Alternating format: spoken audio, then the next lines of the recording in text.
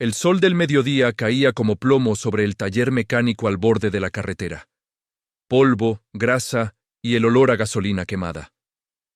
En medio del patio de tierra, un hombre de unos 40 años, delgado, con las manos manchadas de aceite, trabajaba sobre el capó abierto de un coche viejo. Sus ojos no miraban. Estaban ahí, pero vacíos, perdidos en la blancura que la vida le había dejado. Se llamaba Mateo, y era ciego. A su lado, un grupo de hombres vestidos con trajes caros observaba. Uno de ellos, un tipo corpulento con lentes de sol y reloj de oro, se acercó despacio, con esa arrogancia de quien nunca ha tenido que pedir nada. Se llamaba Ricardo Salazar, dueño de concesionarias, socio de empresas de importación, el hombre con más poder automotriz en toda la región, y venía con una sonrisa que no era amable. «¿Así que tú eres el famoso mecánico ciego?», dijo, con una risa que hizo eco entre sus acompañantes. Mateo levantó la cabeza. No podía verlo, pero podía sentir el desprecio. «Dicen que arreglas motores solo con el oído. Qué curioso. Yo pensé que los ciegos pedían limosna, no que jugaran a ser mecánicos». El silencio fue helado. Los otros hombres rieron. Mateo apretó la llave inglesa en su mano, pero no respondió. Respiró hondo. Había aprendido a vivir con eso, con la burla, con la invisibilidad. Ricardo dio un paso más cerca, hasta que Mateo pudo oler su colonia cara mezclada con el aroma del tabaco. «Mi hijo trajo su auto aquí hace una semana. Dice que le arreglaste el motor. Pero yo no confío en alguien que no puede ni verse las manos, así que vine a comprobarlo». Ricardo chasqueó los dedos. Uno de sus hombres abrió la puerta de un Mercedes último modelo, negro brillante, recién salido de agencia. El motor rugió al encender, pero había algo raro. Un golpeteo sutil, casi imperceptible. Ricardo lo apagó. «Si de verdad eres lo que dicen, dime qué tiene. Ahora», sin tocarlo. Mateo se quedó quieto. Sintió la tensión en el aire, las miradas, las risas contenidas. Cerró los ojos, aunque ya no significara nada, y escuchó el viento, las hojas secas, y luego, en su memoria auditiva, reconstruyó el sonido del motor. 3 segundos. 5, 10. «Biela del cilindro 2», dijo al fin con voz firme. «Está desalineada. La holgura es mínima, pero suficiente para causar vibración. En 2 semanas, se rompe». El silencio volvió, pero esta vez era distinto. Ricardo frunció el ceño. Abrió el capó, llamó a uno de sus mecánicos de confianza, un tipo con overol impecable. El hombre revisó, metió la mano, midió con calibrador, y su rostro cambió. «Tiene razón», murmuró. Ricardo se giró lentamente hacia Mateo, pero en lugar de respeto, había algo peor en su mirada. Miedo de que alguien como Mateo pudiera ser mejor que él. «Pura suerte», escupió Ricardo. Sacó un fajo de billetes del bolsillo, contó algunos y los tiró al suelo, frente a los pies de Mateo. Los billetes cayeron sobre el polvo y el aceite. «Recógelos, así sabré que al menos ves algo». Las risas volvieron, más fuertes, más crueles. Mateo no se movió. Su mandíbula se tensó, sus nudillos se pusieron blancos, pero no se agachó. Ricardo se acercó más, hasta que su aliento tocó el rostro de Mateo.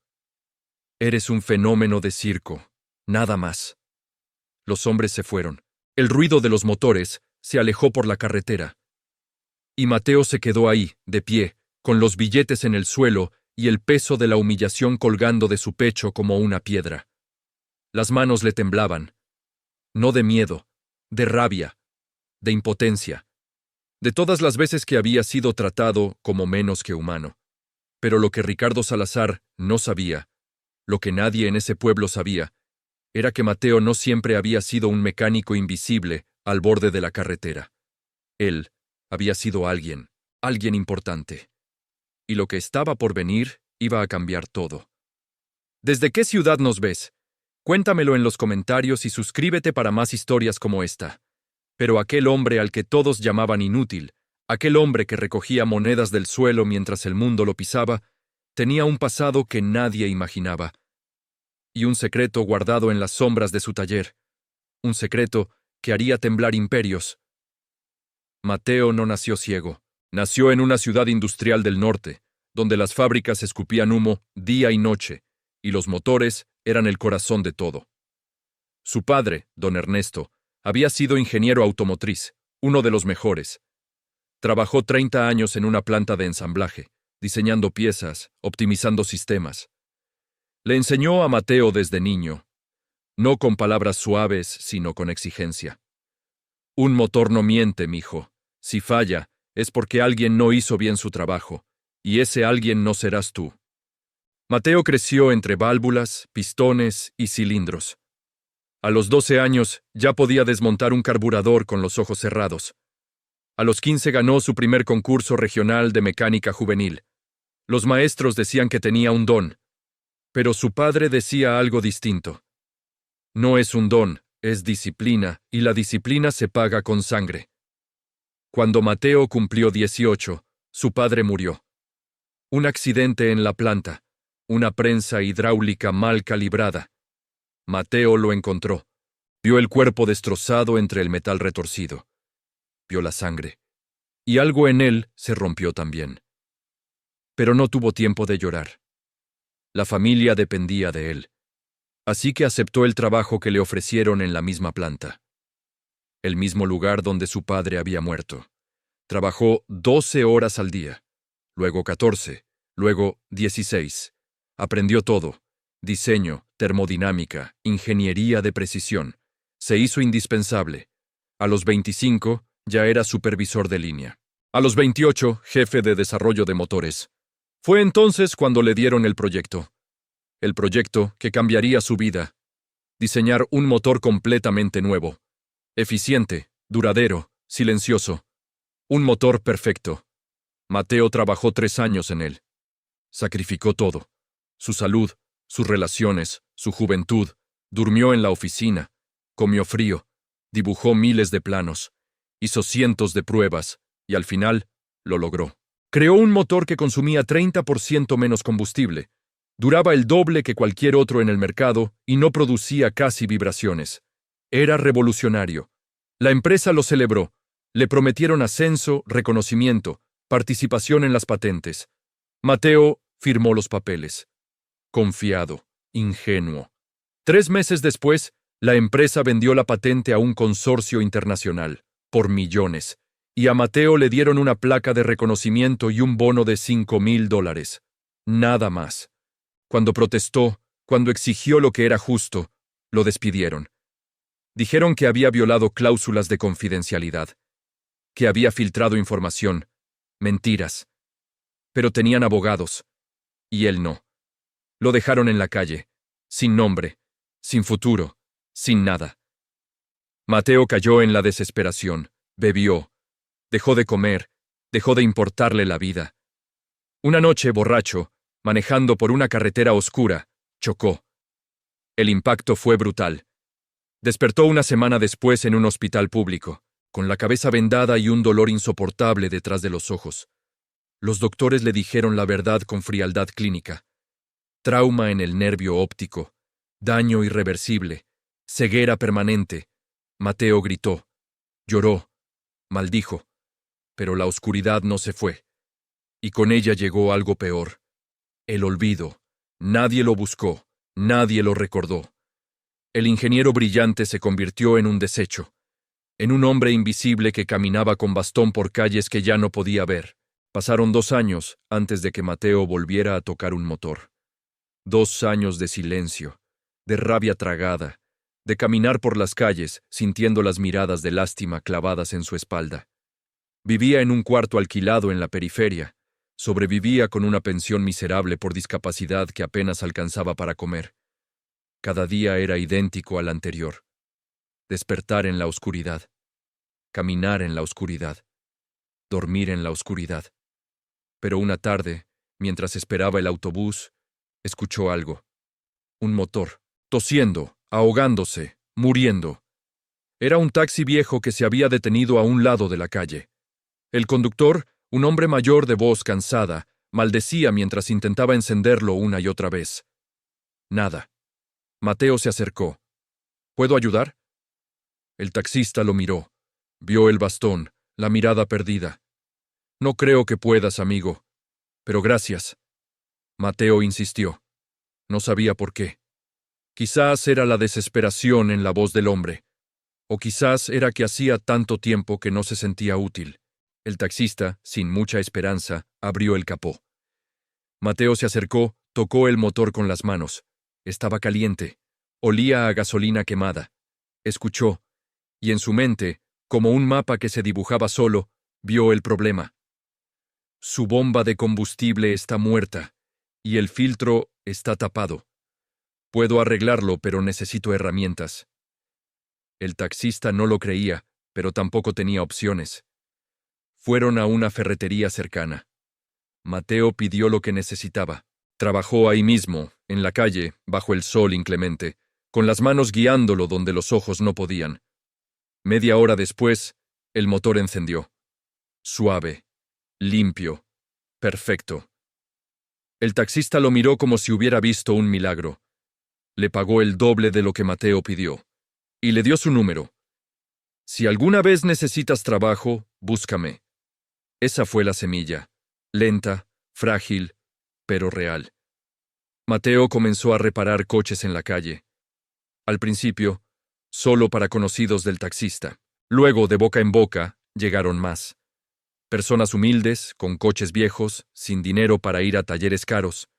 Y Mateo los ayudaba. Cobraba poco. A veces nada. Pero sentía algo que no había sentido en años. Propósito. Con el tiempo, juntó suficiente para alquilar un espacio. Un lote baldío al borde de la carretera, lejos de la ciudad, donde nadie lo molestara. Construyó un techo de lámina. Compró herramientas de segunda mano. Y abrió su taller. No tenía nombre. No tenía letrero. Solo un espacio donde un hombre ciego arreglaba motores con las manos y el oído. Y luego conoció a Sofía. Ella llegó una tarde lluviosa, empujando una bicicleta con la llanta desinflada. Era joven, tal vez 25, con voz suave pero firme. Disculpe, ¿usted arregla bicicletas? Mateo sonrió. Hacía tiempo que no sonreía. No, pero puedo intentarlo. Arregló la llanta. Ella le ofreció pagarle con un pan casero que llevaba en su mochila. Mateo aceptó. Y ella volvió. Una semana después. Y otra. Y otra. Sofía trabajaba en una escuela rural cercana. Enseñaba a niños de primaria. Era de esas personas que ven bondad donde otros solo ven ruina. Comenzó a traerle comida. A veces solo café. Otras veces un plato caliente. Y hablaban. Ella le contaba de sus alumnos, de sus sueños de abrir una biblioteca. Él le contaba de motores, de cómo cada pieza tenía un sonido único, una personalidad. Poco a poco, Sofía se convirtió en lo único luminoso en la vida de Mateo. Una tarde, ella le hizo una pregunta que lo desarmó. ¿Por qué nunca hablas de tu pasado? Mateo guardó silencio. Las heridas viejas punzaban, porque el pasado solo duele. Pero Sofía no se rindió. El pasado también te hizo quien eres, y quien eres es alguien increíble. Mateo sintió algo quebrarse dentro. Y por primera vez en años, habló. Le contó todo. El motor perfecto, la traición, el accidente, la ceguera, la caída. Sofía lloró. No de lástima, sino de rabia. ¿Y nunca intentaste recuperar lo que era tuyo? Mateo negó con la cabeza. ¿Cómo? No tengo dinero para abogados. No tengo pruebas. Soy un ciego en un taller de lámina. Nadie me escucharía. Sofía tomó su mano. Entonces créalo de nuevo. El motor. Créalo otra vez, y esta vez que sea tuyo. La idea era absurda, imposible. Pero algo en las palabras de Sofía encendió una chispa que Mateo creía muerta. Esa noche, solo en su taller, tocó las herramientas, recordó, y comenzó a dibujar. No con los ojos, sino con la mente. Cada pieza, cada medida, cada detalle del motor que había creado años atrás. Estaba todo ahí, intacto, grabado en su memoria como una cicatriz. Durante meses, trabajó en secreto. Usaba piezas recicladas, motores viejos que la gente desechaba. Sofía lo ayudaba, siguiendo sus instrucciones al pie de la letra. Ajusta el tornillo 3 milímetros a la izquierda. Revisa la presión del aceite. Escucha el sonido. ¿Oyes ese zumbido? Eso es bueno. Y poco a poco el motor renacía. No era idéntico al original, pero era mejor, más refinado, más puro. El día que lo encendieron por primera vez, Mateo sintió lágrimas rodar por sus mejillas. El sonido era perfecto, suave como un susurro, potente como un trueno. Sofía gritó de alegría, lo abrazó. «¡Lo lograste, lo lograste!». Y por un momento, Mateo sintió que todo el dolor había valido la pena. Pero la felicidad es frágil, y el mundo es cruel. Porque justo cuando Mateo comenzaba a creer de nuevo, justo cuando la esperanza volvía a brillar, el pasado regresó, y trajo consigo una tormenta que amenazaba con destruir todo lo que había construido. Una mañana, 3 camionetas negras llegaron al taller. Mateo estaba trabajando bajo el capó de un coche cuando escuchó las llantas frenar sobre la grava. Puertas abriéndose, pasos pesados, y luego, esa voz, la voz de Ricardo Salazar. «Vaya, vaya. El mecánico ciego sigue aquí. Pensé que ya te habrías muerto de hambre». Mateo se enderezó despacio. Sofía estaba dentro, preparando café. Escuchó todo y salió corriendo. Se paró junto a Mateo, con los puños apretados. Ricardo la miró de arriba abajo, con esa sonrisa que hacía sentir sucia cualquier cosa que tocara. «¿Y esta quién es? ¿Tu enfermera?». Los hombres que lo acompañaban rieron. Mateo habló con voz firme. «¿Qué quieres, Ricardo?». Ricardo se acercó, caminando entre las herramientas tiradas, las piezas oxidadas, el aceite derramado en el suelo. «Escuché rumores. Dicen que estás construyendo algo especial. Y sabes, Mateo, los rumores me ponen curioso». Se detuvo frente a él, tan cerca que Mateo podía sentir su respiración. «Muéstramelo».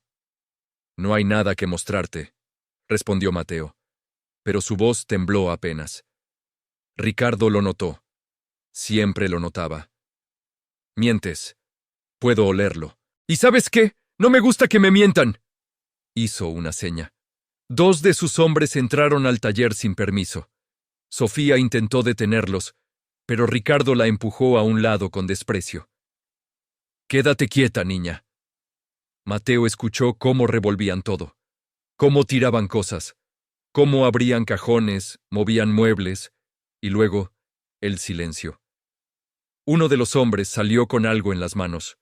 Los planos, los dibujos que Sofía había hecho bajo las instrucciones de Mateo, las especificaciones técnicas del motor. Ricardo los tomó, los revisó con calma, como quien lee el periódico, y su rostro cambió. La burla se evaporó. En su lugar apareció algo frío, calculador. «Esto es increíble», murmuró. Miró a Mateo con ojos nuevos, ya no con desprecio, sino con codicia. «¿Tú diseñaste esto?». Mateo no respondió. Ricardo se rió. «Por supuesto que sí. Reconocería este estilo en cualquier parte. Eres tú, el ingeniero fantasma. Ernesto me habló de ti hace años. Decía que su hijo era un genio. Nunca imaginé que ese genio terminara aquí, jugando con chatarra». Mateo sintió que el suelo se abría bajo sus pies. «¿Conociste a mi padre?». Ricardo asintió, doblando los planos con cuidado. «Claro, trabajamos juntos un tiempo. Antes de que muriera. Era un buen hombre, demasiado honesto para su propio bien, como tú». Guardó los planos en su chaqueta. «Esto es mío ahora». «No puedes hacer eso», gritó Sofía. Ricardo la ignoró. «Claro que puedo». «¿Quién va a detenerme?». «Él», señaló a Mateo con desdén. «Un ciego sin nombre, sin dinero, sin nada. Si va a la policía, diré que me los vendió. Y con mi dinero, cualquier juez me creerá. Si intenta hacer ruido, lo aplastaré como al insecto que es». Mateo dio un paso adelante. Las manos le temblaban de furia.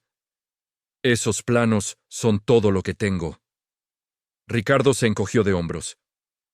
«Deberías haber pensado en eso antes de dejarlos a la vista. El mundo no es justo, Mateo. Creí que ya lo habrías aprendido». Subió a su camioneta. Antes de irse, bajó la ventana. Ah, y una cosa más. Dentro de 2 semanas hay una feria automotriz en la capital. Los fabricantes más grandes del país estarán ahí. Yo también. Y voy a presentar este motor como mío. Imagina la fortuna que haré. Las camionetas se fueron. El polvo se levantó como una nube de ceniza. Mateo se quedó ahí, inmóvil, sintiendo como todo lo que había construido se desmoronaba otra vez. Sofía lo abrazó, llorando. Lo siento tanto. Debí esconderlos mejor. Mateo la apartó con suavidad, no con enojo, sino con una tristeza tan profunda que dolía más que cualquier golpe. Los días siguientes fueron un infierno. Mateo dejó de comer, dejó de dormir. Se sentaba en su taller vacío, rodeado de herramientas inútiles, escuchando el silencio. Sofía intentó animarlo, pero él apenas hablaba. Algo se había roto en él. Otra vez. La gente del pueblo comenzó a murmurar. El ciego se volvió loco. Debería irse. Da lástima verlo así, pero lo peor no había llegado aún. Una tarde, Sofía recibió una llamada. Era del director de la escuela donde trabajaba. Su voz era seca, incómoda. Sofía, necesitamos hablar. Han llegado quejas. Dicen que has estado asociándote con personas de mala reputación, que traes problemas a la comunidad. El consejo escolar decidió suspenderte, indefinidamente. Sofía palideció. ¿De mala reputación? ¿De qué hablas? El director suspiró. El señor Salazar es uno de nuestros principales donantes. Él expresó su preocupación por tu relación con ese mecánico, y bueno, no podemos arriesgarnos a perder su apoyo. Colgó. Sofía se quedó mirando el teléfono, con las manos temblando. Había perdido su trabajo por ayudar a Mateo, por creer en él. Cuando se lo contó, Mateo no dijo nada. Solo cerró los ojos, y en ese momento, algo en él se quebró definitivamente. Vete, susurró. Sofía no entendió. ¿Qué?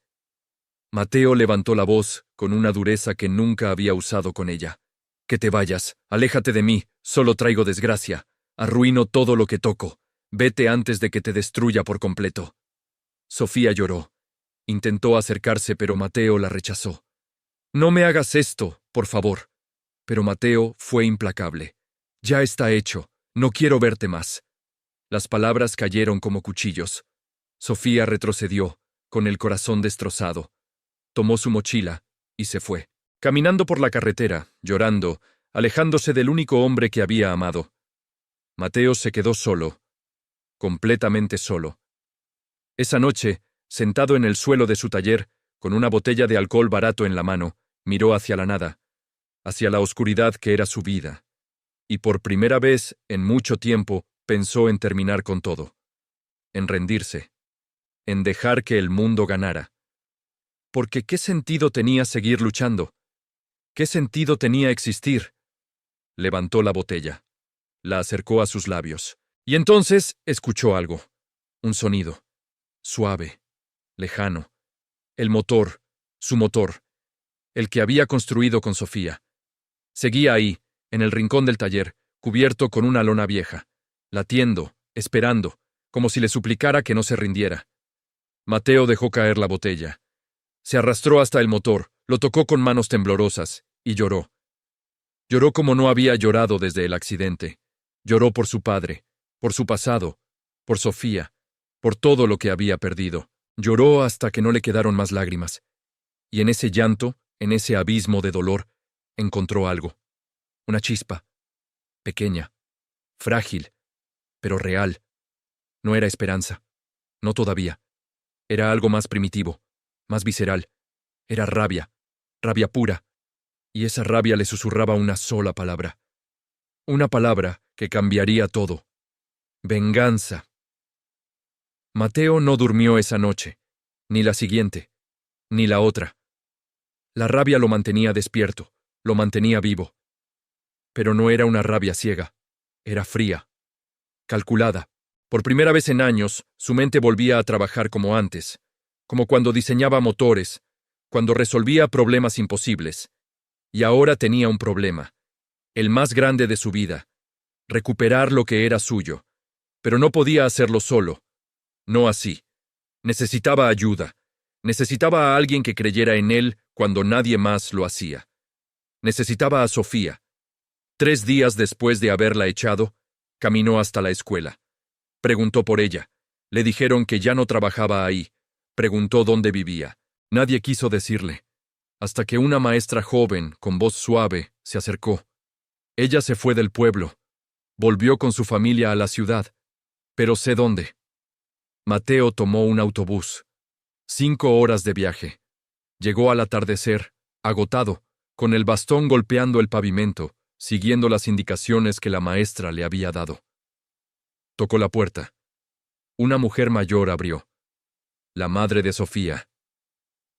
¿Quién es usted? Su voz era fría. Mateo se quitó el sombrero.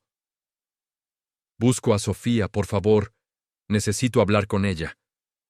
La mujer lo miró de arriba abajo, vio el bastón, los ojos vacíos. Usted es el que le arruinó la vida. Ella perdió su trabajo por su culpa. Lo sé, respondió Mateo con la voz rota. Y vine a disculparme. Vine a decirle que me equivoqué, que la necesito, que sin ella no soy nada. La madre guardó silencio. Luego, con un suspiro cansado, abrió la puerta. Está en su cuarto, 2º piso, pero si la lastima otra vez, lo saco a patadas, ciego o no.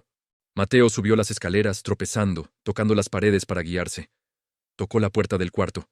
Sofía, soy yo. Silencio. Luego, pasos. La puerta se abrió apenas. ¿Qué haces aquí? Su voz estaba rota, llena de dolor. Mateo tragó saliva.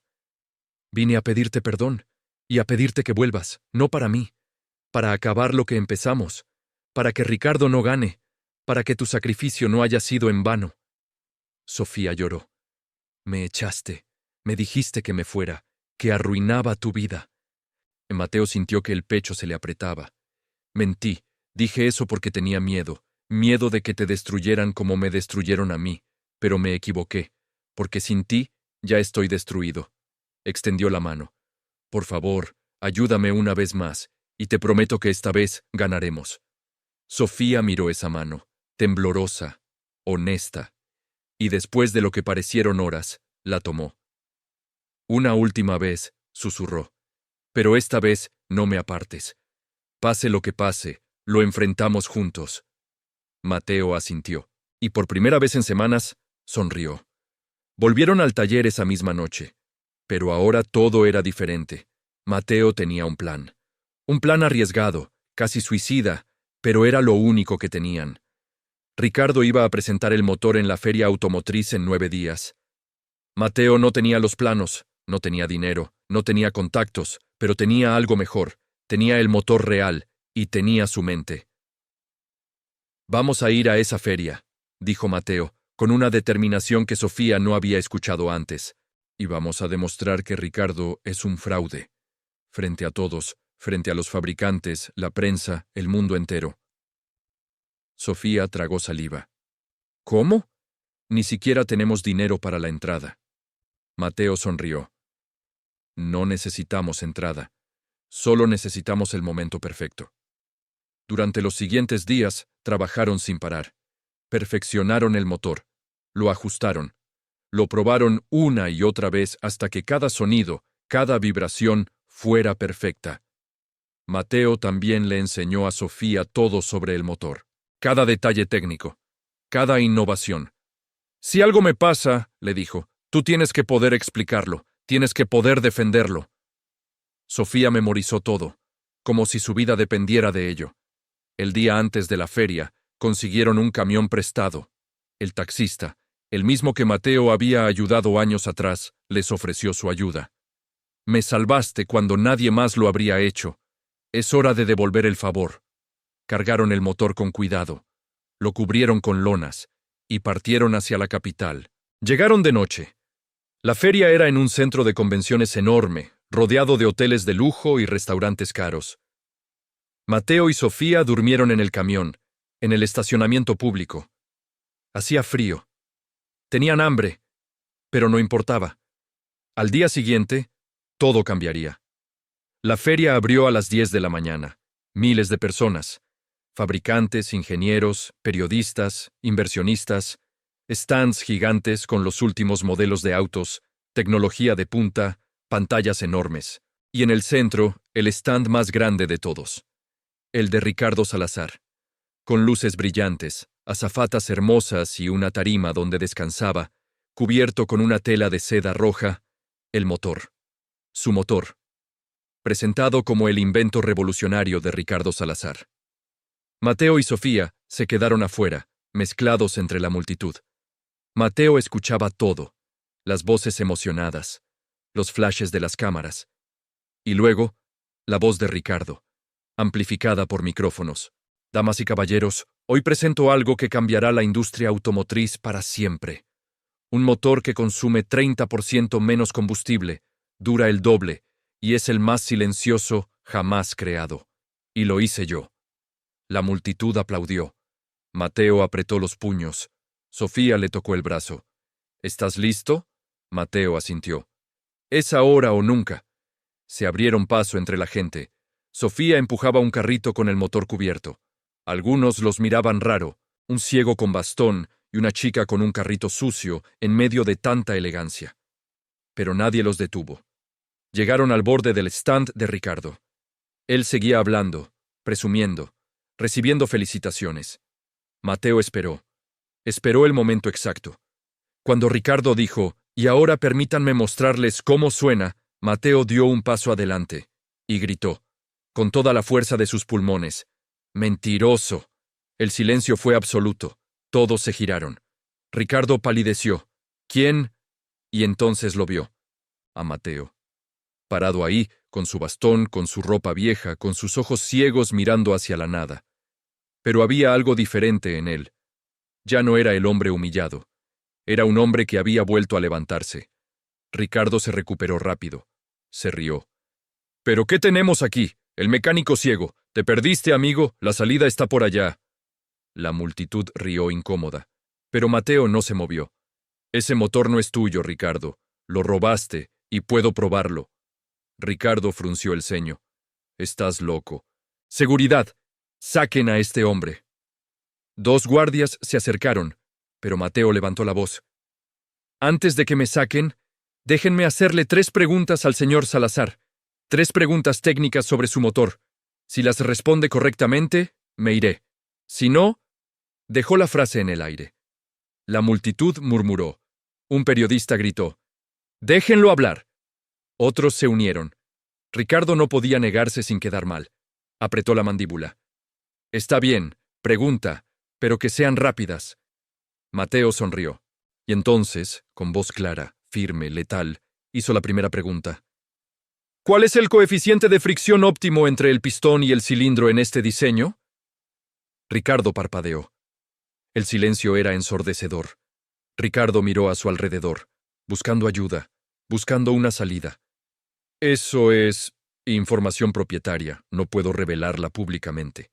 Mateo negó con la cabeza. «No es información propietaria si realmente lo diseñaste. Es conocimiento básico del creador. Pero está bien. Pasemos a la segunda pregunta». La multitud se acercó más.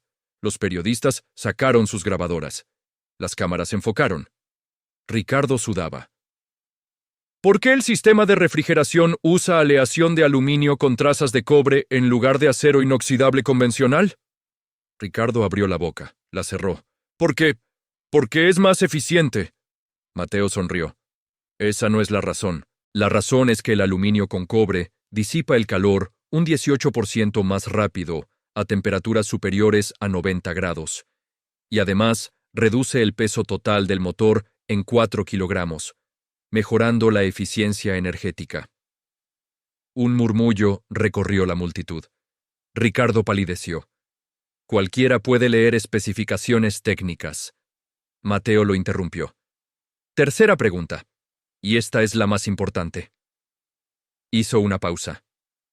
El silencio era total. «¿Por qué el motor tiene una válvula secundaria oculta en el cilindro 3? Ricardo frunció el ceño. «¿Qué válvula? No hay ninguna válvula secundaria». Mateo asintió lentamente. «Exacto. porque tú no la viste en los planos. Yo nunca la dibujé ahí. La agregué después, directamente en el motor. Es mi firma, mi prueba. Y si revisas el motor que tienes en esa tarima, verás que no la tiene, porque es una copia imperfecta de mis planos robados. La multitud explotó. Periodistas gritando preguntas. Ricardo negando con la cabeza. Esto es ridículo. Este hombre está demente. Mateo levantó la voz. Entonces revísalo. Aquí. Ahora. Abre el motor y muéstranos el cilindro 3. Demuestra que conoces tu propio diseño. Ricardo retrocedió. No voy a desarmar mi motor para complacer a un loco. Mateo se giró hacia la multitud. Yo sí. Yo desarmaré el mío y les mostraré la válvula que solo el verdadero creador conocería. Sofía quitó la lona del carrito. Ahí estaba. El motor. Sucio, hecho con piezas recicladas, pero real. Funcional. Perfecto. Un ingeniero de una empresa automotriz importante se acercó. ¿Puedo revisarlo? Mateo asintió. El hombre sacó herramientas. Abrió el motor con cuidado. Todos observaban en silencio. Y entonces, ahí estaba. La válvula secundaria. Pequeña, elegante, genial. El ingeniero levantó la vista. Es real.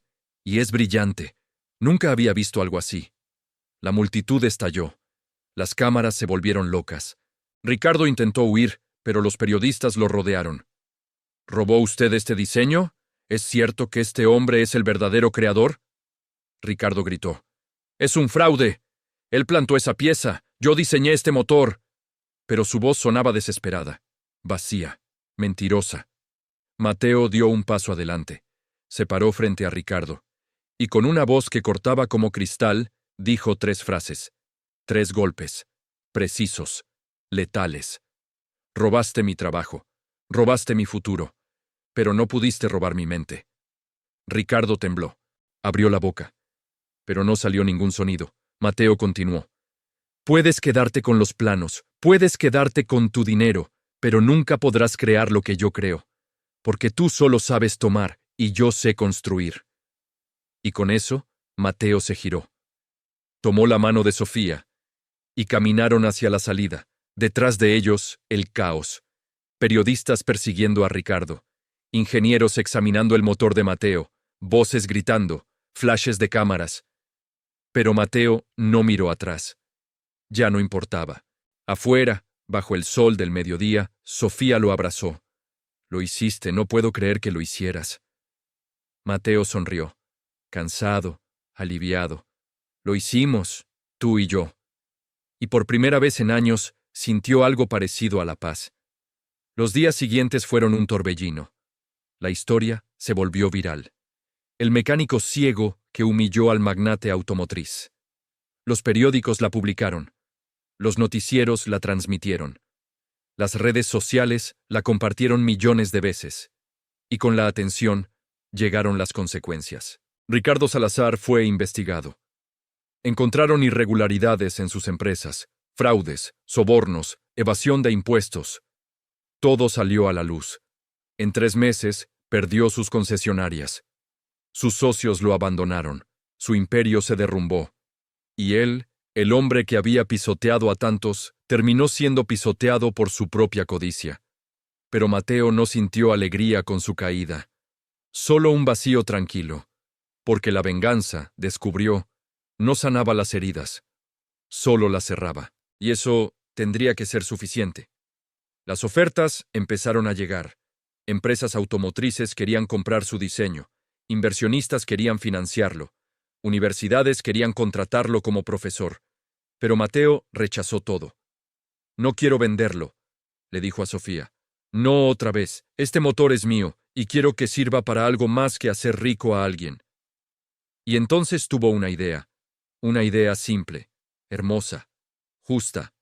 Abrió una escuela técnica para jóvenes de bajos recursos, para enseñarles mecánica, ingeniería, diseño, para darles las herramientas que a él le habían quitado. Y usó su motor, su invento, como base para las clases, como prueba de que la genialidad no necesita ojos, solo necesita voluntad. Sofía se convirtió en la directora, Mateo en el maestro principal, y juntos construyeron algo más valioso que cualquier motor. Construyeron esperanza. Para chicos que venían de la nada, que habían sido ignorados, humillados, como Mateo alguna vez fue. Un día, un año después, un joven de 16 años llegó a la escuela. Era tímido, callado, con las manos manchadas de grasa. ¿Usted es el maestro Mateo? Mateo asintió. El chico tragó saliva. Yo también quiero aprender, pero no tengo dinero, y nadie cree en mí. Mateo sonrió, puso una mano en su hombro. Aquí no necesitas dinero, solo necesitas querer aprender. Y en cuanto a que nadie crea en ti, hizo una pausa. Yo creí en mí cuando nadie más lo hizo, y eso fue suficiente. Ahora yo creo en ti, y eso también será suficiente. El chico lloró, y Mateo supo que había encontrado su propósito. No era crear el motor perfecto, no era derrotar a Ricardo. Era esto, ayudar a otros a encontrar su propia luz en la oscuridad. Una tarde de domingo, 2 años después de la feria, Mateo estaba en el taller de la escuela. Ya no era el cobertizo de lámina al borde de la carretera. Ahora era un edificio pequeño, pero digno, con herramientas nuevas, mesas de trabajo, y las paredes cubiertas con dibujos técnicos hechos por los estudiantes. El lugar olía a aceite fresco, a metal, a futuro. Estaba revisando el trabajo de una alumna cuando escuchó pasos en la entrada. Pasos lentos, pesados, vacilantes. Una voz que él conocía demasiado bien. ¿Mateo? Era Ricardo Salazar, pero su voz ya no tenía esa arrogancia. Sonaba rota, vacía. Mateo se quedó quieto. Sofía, que estaba organizando papeles en la oficina, salió corriendo. ¿Qué haces aquí? No eres bienvenido. Ricardo levantó las manos. Lo sé. Solo necesito hablar con él. 5 minutos. Por favor. Sofía miró a Mateo. Él asintió despacio. Está bien, déjalo entrar. Sofía dudó, pero obedeció. Ricardo entró. Y Mateo escuchó cómo se acercaba. Sus pasos eran diferentes. Ya no caminaba como un rey, caminaba como un hombre derrotado. No vengo a pedir perdón, dijo Ricardo, con la voz temblorosa. Porque sé que no lo merezco. Vengo porque no tengo a nadie más a quien contarle esto. Hizo una pausa. Mateo no dijo nada. Ricardo continuó. Perdí todo. Mi empresa, mi dinero. Mi familia me dio la espalda. Mi esposa se fue. Mis hijos no me hablan. Vivo en un apartamento de una habitación. Trabajo vendiendo seguros de puerta en puerta. Y todas las noches pienso en ti. En lo que te hice. Mateo cruzó los brazos. ¿Y qué esperas que te diga? Ricardo se rió, una risa amarga, sin alegría. Nada, no espero nada, solo necesitaba que supieras que tenías razón. Yo solo sabía tomar, nunca construí nada, nunca creé nada. Y ahora que no tengo nada que tomar, me doy cuenta de que soy nada. El silencio se extendió, pesado, incómodo. Mateo sintió algo extraño en el pecho. No era satisfacción, no era alegría, era algo más complicado, más humano. ¿Por qué viniste realmente, Ricardo? Ricardo respiró hondo. Porque quería ver con mis propios ojos lo que construiste. Esta escuela, estos chicos, todo lo que hiciste después de que yo intentara destruirte. Quería ver cómo alguien puede caer tan bajo y aún así levantarse con dignidad. Algo que yo nunca pude hacer. Mateo se giró hacia él. Aunque no podía verlo, sintió su presencia, su dolor. Todos podemos caer, Ricardo, y todos podemos levantarnos. La diferencia está en si aprendemos algo en el camino o si solo buscamos a quién culpar. Ricardo asintió, con lágrimas en los ojos.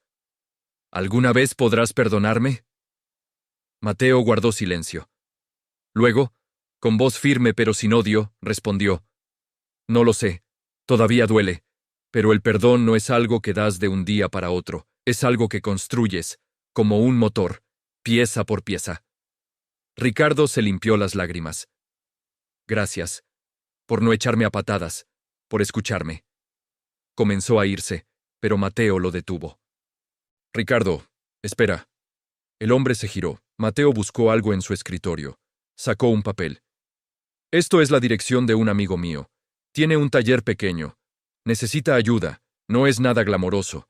Cambiar aceite, reparar frenos, cosas básicas.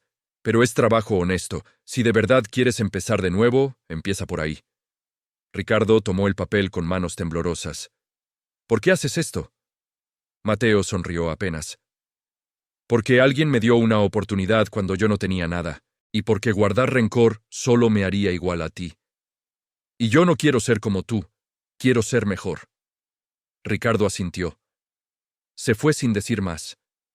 Y Mateo se quedó ahí, sintiendo algo que no había sentido en mucho tiempo.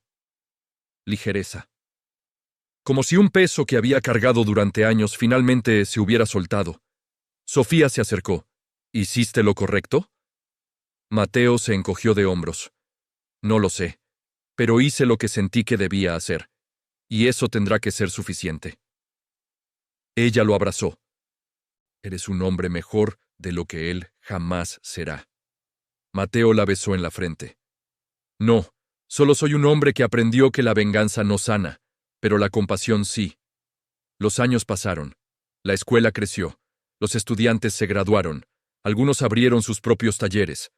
Otros trabajaron en grandes empresas. Pero todos llevaban algo de Mateo con ellos.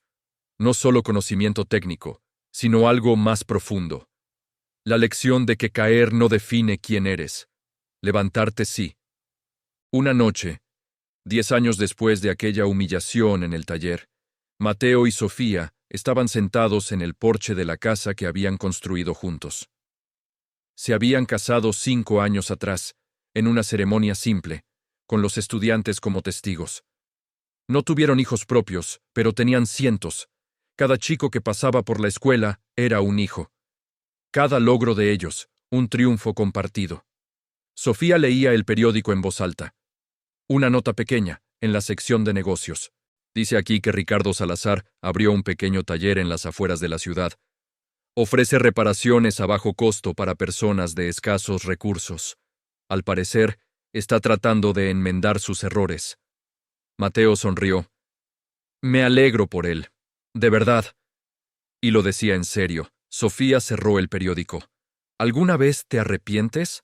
De no haber aceptado el dinero que te ofrecieron las empresas, de no haberte vuelto rico. Mateo negó con la cabeza. Nunca, porque aprendí algo que Ricardo nunca supo, que la riqueza no está en lo que tienes, sino en lo que construyes. Y yo construí algo que vale más que cualquier fortuna. Construí una vida con propósito. Se quedaron en silencio, escuchando los grillos, el viento entre los árboles. Y Mateo sintió algo que no había sentido en toda su vida. Paz verdadera.